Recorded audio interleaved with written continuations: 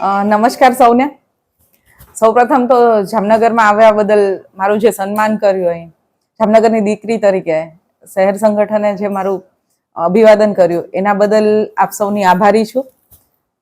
પ્રદેશમાં મને મંત્રીની જવાબદારી માટે આદરણીય પ્રધાનમંત્રી નરેન્દ્રભાઈ મોદીજી, આપણા ગૃહમંત્રી અમિતભાઈ શાહજી, તેમજ રાષ્ટ્રીય અધ્યક્ષ જેપી નડ્ડાજી, નીતિન નબીનજી કાર્યકારી અધ્યક્ષ શ્રી, ભૂપેન્દ્રભાઈ પટેલજી મુખ્યમંત્રી શ્રી, જગદીશ વિશ્વકર્માજી પ્રદેશ અધ્યક્ષજી, તેમજ રત્નાકરજી આપણા સંગઠન મંત્રીજીને આભારી છું કે જામનગરને દીકરીને પ્રદેશમાં આ જગ્યા આપી છે.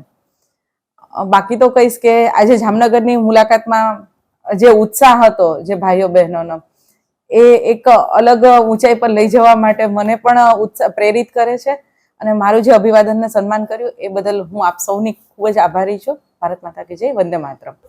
ગુજરાત પ્રદેશ ભારતીય જનતા પાર્ટીના સંગઠનની નવી સંરચના થઈ એમાં જામનગરના મૂળ વતની અને હાલારના દીકરી એવા આશાબેન નકુમની મંત્રી તરીકે વરણી થઈ. એ સંદર્ભે જામનગર શહેર ખાતે કાર્યકર્તામાં ખૂબ ઉત્સાહ હતો અને જ્યારે આશાબેન નકુમ અહીં પધાર્યા ત્યારે સમગ્ર જામનગરના તમામ કાર્યકર્તાઓએ તેમને અભિવાદિત કર્યા અને તેઓ ખૂબ આગળ વધે ભવિષ્યમાં એવી શુભકામનાઓ પાઠવી અને જામનગરના વતની હોવાના કારણે તમામ કાર્યકર્તાઓએ ખૂબ જ ગૌરવની લાગણી અનુભવી.